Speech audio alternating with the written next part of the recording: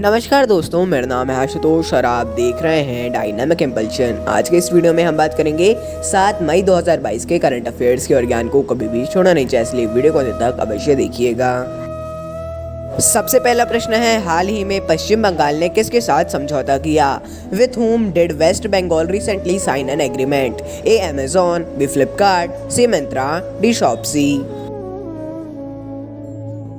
And the right answer is Flipkart. तो हाल ही में फ्लिपकार्ट और पश्चिम बंगाल की सोसाइटी ऑफ स्किल डेवलपमेंट ने आपस में समझौता किया है। इसका उद्देश्य पश्चिम बंगाल के युवाओं का प्रशिक्षण करना है और कौशल ऑपरेटरों का एक समूह बनाना है, मतलब एक समूह बनाकर उनको भी प्रशिक्षित करके उनके लिए रोजगार के और अवसर ढूंढना है। ये 45 दिनों का प्रशिक्षण होगा। इसके लिए फ्लिपकार्ट ने एक अलग अपना पाठ्यक्रम भी तैयार किया है। अगला प्रश्न है, निम्न में से कौन भारतीय वायुसेना के महानिदेशक नियुक्त हुए? Who among the following has been appointed as the director general of Indian Air Force? A V R Chaudhari, B Sanjeev Kapoor, C Amit Chadha, D Anurag Vaghela. And the right answer है संजीव कपूर। तो हाल ही में एयर मार्शल संजीव कपूर को भारतीय वायुसेना का महानिदेशक यानी कि डायरेक्टर जनरल इंग्लिश में कहते हैं, इन्हें नियुक्त किया गया है। इससे पहले ये राष्ट्रीय रक्षा एकेडमी यानी एनडीए पुणे के कमांडेंट थे। ये भारतीय वायुसेना पदक और अति विशिष्ट सेवा पदक प्राप्त करता है, मतलब इन्हें इससे भी सम्मानित किया जा चुका है। अगला प्रश्न है, दुनिया की सबसे बड़ी फिल्म बहाली परियोजना का बजट कितना है?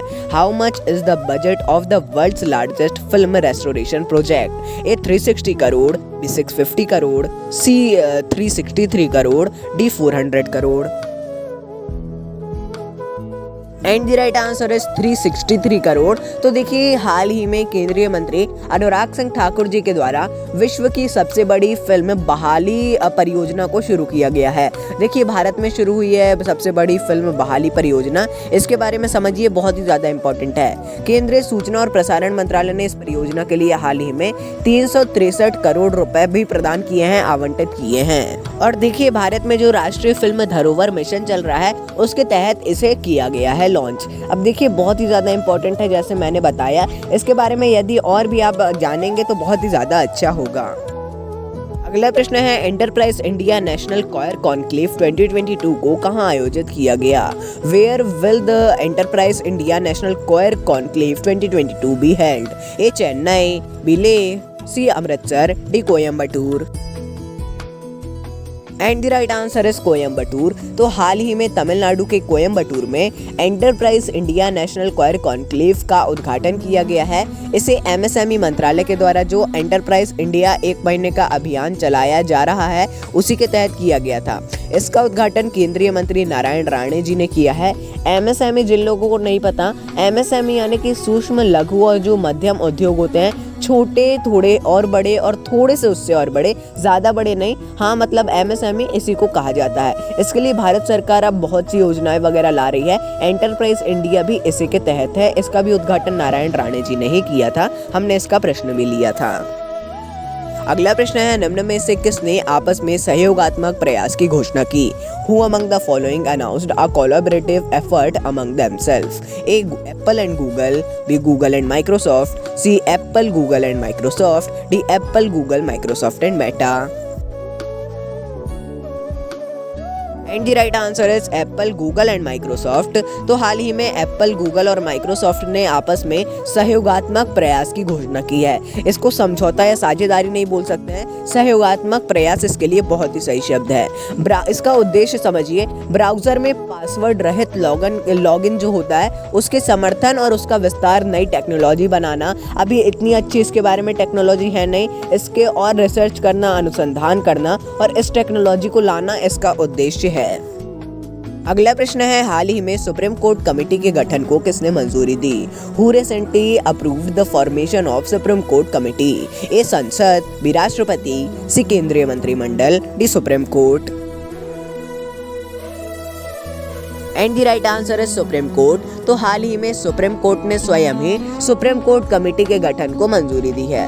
इसकी अध्यक्षता अभी घोषणा की गई है कि जो सेवानिवृत्त न्यायमूर्ति यानी रिटायर्ड जज हैं प्रदीप नाद्राजोग, ये करेंगे इसकी अध्यक्षता अभी। और इसका उद्देश्य है जो डिफॉल्टर हैं उनसे पैसों की वसूली करना है। पैसों की वसूली देखिए सुप्रीम कोर्ट को भी करना है, इसीलिए उन्होंने एक अलग से कमेटी को मंजूरी दी है।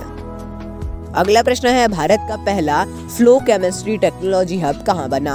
Where did India's first flow chemistry technology hub started? A Hyderabad, B Visakhapatnam, C Kolkata, D Bhopal.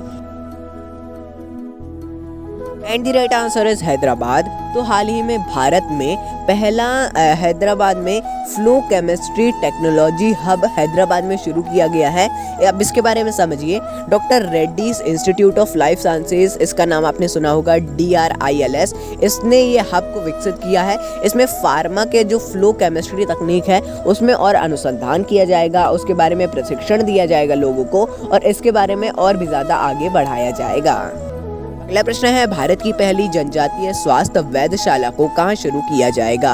Where will India's first tribal health observatory be started? A Madhya Pradesh, B Chhattisgarh, C Odisha, D Rajasthan.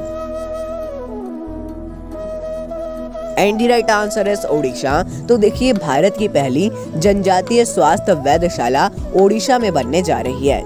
इसे अनुसूचित जाति, जनजाति, अल्पसंख्यक और कुछ पिछड़ा वर्ग के लोगों के कल्याण के लिए बनाया जा रहा है। ये वेधशाला है यानी कि बहुत ही सुविधा युक्त अस्पताल होगा। अब देखिए ये तो पहली है लेकिन धीरे धीरे और भी ज्यादा जगहों पर बनाया जाएगा। आपको क्या ओपिनियन है इसमें? केवल अभी तो जनजातियों के लिए है, मतलब अनुसूचित जाति, अनुसूचित जनजाति ऐसे करके है पिछड़ा वर्गों के लिए। इसे सामान्य वर्गों के लिए भी धीरे धीरे देखते हैं क्या होता है आगे। अगला प्रश्न है दिसंबर 2024 तक इसरो किस ग्रह में पहुंचने की योजना बनाएगा? Which planet is ISRO planning to reach by December 2024? A Shukra, B चांद, सी मंगल, डी सूर्य। देखिए मैं जानता हूँ चांद और सूर्य कोई प्लैनेट नहीं है, ग्रह नहीं है, मैं उसके लिए माफी चाहूंगा। And the right answer is शुक्र। तो हाल ही में इसरो ने घोषणा की है कि दिसंबर 2024 तक वे शुक्र में पहुंचने का मिशन बनाएंगे। इसरो के अध्यक्ष एस सोमनाथन ने इसकी घोषणा की है और शुक्र सौर मंडल का सबसे गर्म, आपको पता होगा कि ग्रह है। तो दोस्तों ये था अंतिम प्रश्न। आपको यदि कुछ भी कंफ्यूजन हो तो आप कमेंट में बेझिझक पूछ सकते हैं। 24 आवर्स में जवाब देने की हम पूरी कोशिश करेंगे। मिलते हैं अगले वीडियो में। नमस्कार। Dynamic impulsion.